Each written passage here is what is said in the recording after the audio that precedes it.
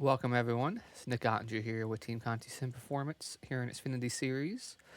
So we're finally back at a mile and a half Speedway. It's been a little bit. We've been at some short tracks, some super speedways, but now we're back to some more momentum-based style tracks. So this is obviously second week in our 2025 Season 4 adventure, and I'll give you guys some process. I'm gonna give you guys about 5, 6 laps here, just raw footage of in-car perspective, and then I'll go put my webcam on and then just help dissect what I'm looking at on the track and just everywhere we can go through. So with that said, I'm gonna let this start and let it play for 5 laps here.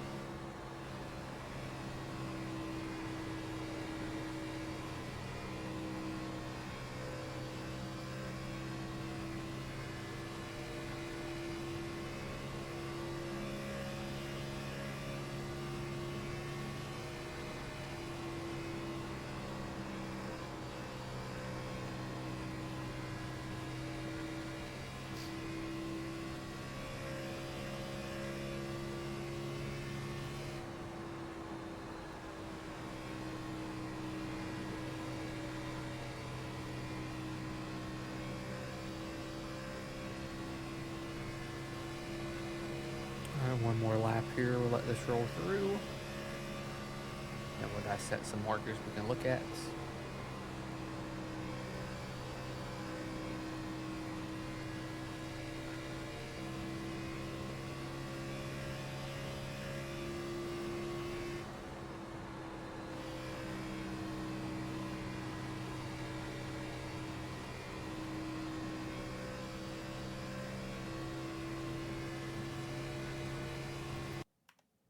All right, get my webcam back on here for you guys, and we will go over this. So 5 unfiltered, raw laps, just so you guys can see. Pretty smooth track, right? Kansas is, and in in a track like this in recent seasons, you had the bottom, middle, and top that are attainable. Now, if you're doing solo testing, like you see what I'm doing here, say you're doing 30 lap test run, and here I just done a 20 lap run, and really how it migrates is you have a lot of fall off, a lot of drop off, probably the first 10 15 laps, and then they start plateauing a little bit, to be similar lap times from that point on. So you have that 15 to 20 lap window of where you're going to be either putting too much heat into the tires and then you're going to just fall off a little bit quicker because you just used the tires up too much, or, simply put, you can actually manage and have some good sustainability on your tires. So with that, I just want to get through turn 1 here, turn 2, and what I look for and how important this weight line is in this season compared to any other season we've had. So let's work our way up through here. Let's slow this down. Now, we obviously have all this. I'll back this up actually here, right? We actually have all this, apron avenue we could use at the start finish line and cut it. Essentially the tri-oval is what people call it. And you absolutely can. I'm just a driver that just doesn't do it every single lap. Now, if I'm in a pressure situation to where I'm trying to gain time on somebody, I would definitely try to use and cut that and gain a couple hundredths a lap. But when you think about a momentum based lap, you really want to be able to carry all your speed and make sure your minimum speed isn't slower than it needs to be. So that's sometimes why I stay above this weight line, just so I go into turn one and I can actually control the balance of the car and speed just a little bit better and the deceleration of it. So let's slow this down. Going into turn one here, it's really hard to have a marker going in turn one, okay? But if you guys can find this on the wall, I'll zoom in closer, where you see all the holes are kind of like condensed in together. This is an area you want to be parallel with the wall, but turning just before if you're going to actually run down to the bottom of turn one. And you're going to be turning away from it. You can still see I'm full throttle at this point, but I'm turning away from the wall to when I'm starting my deceleration phase now. Now, momentum-based track, smooth, Kansas Speedway, we don't have to get out of the throttle fully.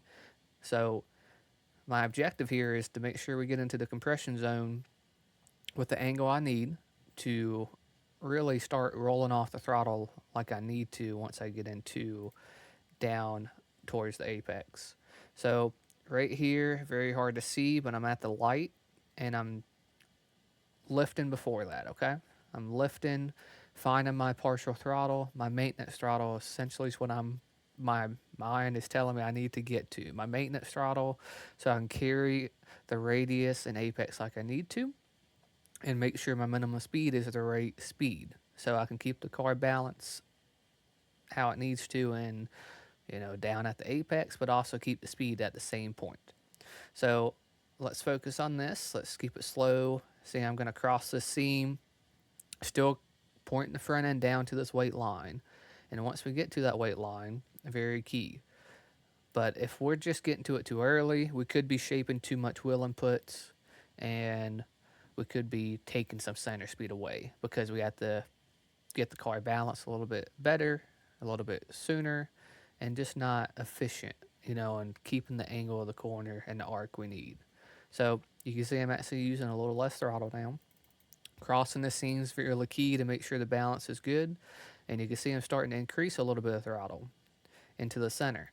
And we have a lot of grip this week until we do not. That is how it usually goes. But we have a lot of grip thinking the tires are going to be able to last. And that 5, 10, 15 stage is where you will see drop off comparative from lap 30 on. Where lap 20, 25, it'll start getting within a couple hundredths, and lap 30, it'll, pretty much plateau. So, very important. You're going to start seeing a lighter weight color here on this painted line. That is a good reference for me on opening laps, first 5, 10 laps, to just continue to try the wrap and get down to that bottom around that stage. So, I want to put the left front close to this paint as possible. And my objective in the center of these corners, keep the maintenance throttle, keep the balance similar, make sure my min speed is not hurt, and basically keep that capability where the car is the most free and yawed out essentially, where the car is almost on the verge of being too loose, is where I need to make sure the car is balanced. And this is the stage you see here. I'm just getting ready to go to the turn 2 sign here, and you can see, watch my min speed. It is still continuing to where I'm actually using a little bit more throttle now to gain that time back. I found my min speed point, which is around the turn 2 logo in turn 2. So let's go back again. Right here. This is the exact spot. There's a turn 2 to the outside, right with these dashed marks, okay? So that is a good reference to understand, hey, that is where the car can actually start take full throttle just before it, and you see the min speed. So pretty simple in how you're managing a smooth track here. I mean, it's a very smooth track. You may have some splitter contact, but pretty simple, I would say. So let's get off turn 2 here, keep it as low as I can. Now this is a point where it can catch people a lot. People open the wheel up too early. You see this light here, you don't want to get to the wall at this stage. You know, you don't want to get to it too early. Look at all these markers here, you know, the painted on the wall. And that is a good reference to where you actually want to meet and get to the closest point of the wall. And in that, you're not pushing a tight condition into the car, you're not creating a free condition because of the seam. You're just keeping the car capable. So let's look at this. You can see I'm going to cross this seam again, right? This is where you can get free or tight. Watch the steering wheel, right where across it, got a little correction across the left front, you know, corrected it just a little bit as well, some adjustments. So again, this paint on the wall, good reference, good tools and guides to say, hey, that is where I want to make sure I get to the wall at the earliest and at the right spot, you know, off of turn 2. So let's go to turn 3. I think turn 3 is better with these markers going into the corner compared to turn 1. So we have 3 painted, you know, marks left on the wall.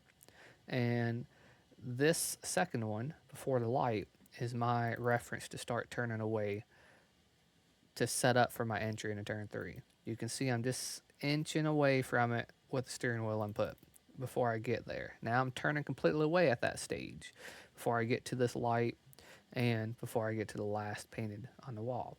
Now, this is a good tool again. We're trying to do the same thing for turn 1, essentially, is make sure we find our min speed and keep the car's balance consistent to that stage, but also not take too much speed away on entry. So again, crossing these seams is going to be pretty important. I'm getting ready to lift as soon as I get this right front crossing this seam. Let's watch this. Just before crossing it. That way I can keep the balance, car neutral as much as possible, add some wheel input without dumping too much throttle and adding too much wheel input to break the car free. So let's slow this down. Crossing this seam, very important. And I think 3 and 4 is even more key to wrap this painted line to the center and keep the balance at that center so you can drive off of 4. Because turn 4 narrows a lot earlier than turn 2 does. So people will get in the throttle really heavy and create a push in this, scenario. And when they do that, you're aiming towards the wall way too early.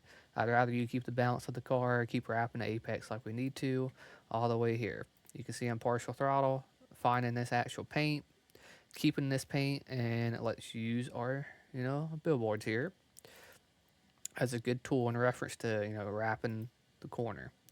So we're just before the Menards logo and billboard, and you can see I'm going to start working 100% throttle here just before it, right? So that is keeping the car balanced, and later on into a run, you may actually carry this further, this partial throttle further. So you can see how I'm getting a little edgy, and now I'm right on the seam. So a little edgy. If I'm going to create too much wheel input to the left and the right rear is crossing it, I'm going to break the car free on exit. Now, luckily, I corrected the car back, just a little bit, got it balanced right, and we're crossing it, and the car's back to neutral until I cross the left side tires over it. So, really easy to catch yourself off in the center of the corner before you even get to the exit because you do not have the car balanced. And this is where momentum-based tracks are very important to keep the car balanced at the earliest point so you can use that momentum that you're trying to sustain, maintain, and then create that lap time. So we got that. Hopefully that is a good understanding of what we need to look for. Now I'm going to show some chase perspective, which is just exterior of the car, but there's also around lap 15 or so is where I move up, okay? And you can see a time difference of where it's just not that quick. So let's go here on a lap 17, and I'll show you guys why the top is probably good in 1 and 2, and 3 and 4 it's not so much, but it's also weather variations that could flip that perspective. So let's do this, let it play. Now you're going to be able to carry much more throttle on the top side, right? Get into the throttle earlier in the center, use the wall, come down, but you have more distance to cover, okay? There's way more distance to cover. And then 3 and 4, I think it's just the more free side of the track when you're trying to get in the throttle, carry momentum. And because it narrows, you want to make sure you have the exit angle that you need and make sure you're not opening it up too early. So this lap, running the top side, was a 32:26, okay? Now let's use the bottom as a good reference for the next lap so you can see a time difference. Going back to the bottom, a lot less partial throttle, a little more free in this stage of the corner, and crossing that seam, making sure I'm not opening the wheel up too early. Now, turn 3 and 4, we go back to the bottom, staying and wrapping this corner as long as possible. Partial throttle, and back to full throttle, pretty comfortable in doing that. So let's look at our time difference now, 26 to a 12, okay? So beginning of the video, I referenced it's going to be different than what we've had in seasons past, where the top's been pretty dominant at a certain stage of a race. And I do think you're going to have that at a certain portion, but even now I think it's more paramount to understand that the bottom is the preferred option to start the race and opening the race up. So if you can manage your stuff and continue wrapping the bottom for as long as possible, you're going to do pretty well, just because it's going to keep the right front and the right side tire realistically not over, I would say, temperature in the right rear specifically, so it's not at a critical point. Because at a corner speed we're carrying, there's really high speeds for what we're able to do. So I'm gonna let this go for one more lap here, 2 more laps, and just give you an exterior look. And I'll also get a pit entry, okay? So we can actually go over that. You can see how much yaw the car is getting, a little loose, partial throttle, and just trying to wrap this bottom, making sure I'm carrying that speed. So I'm not sacrificing the balance of the car too late in the corner. Turn 3, I want to actually dissect this a little bit again. Turn 3 later in a run, really key to keep your entry balance when crossing this seam. Really key. You can see I'm just partial throttle, keeping it very, very, precise. And when you get down to this stage, you want to, in the actual painted line, you want to follow that radius. So when you follow that radius is when you want to start thinking you can start creating some momentum back. Let's watch this. Keeping it, car is pouring in, and then now I'm focused on that full throttle moment and crossing the seam without getting too loose.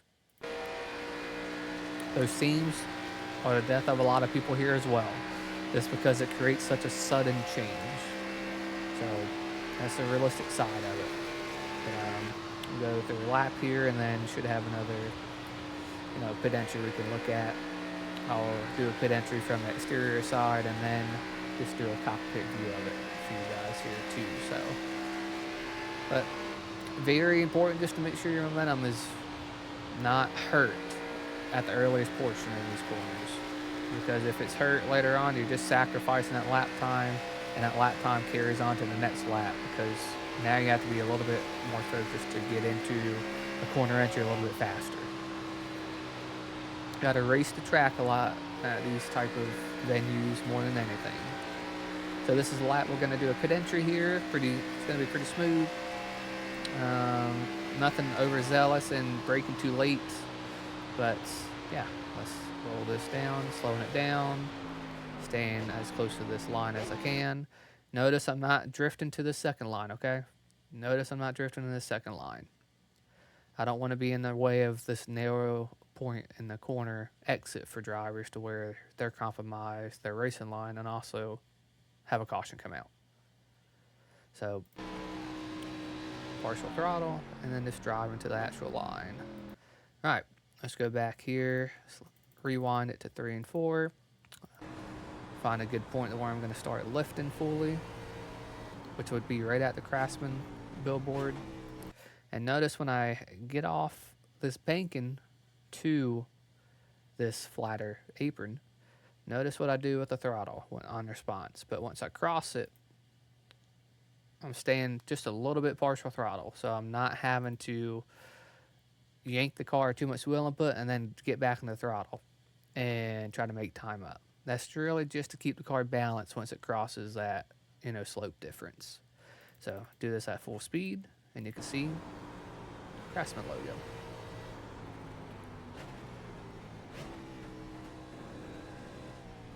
But pretty tame entry, pretty routine entry, I would say, in the pit road. So yeah, um, that's going to do it for us this week here with Team Conti Sim Performance.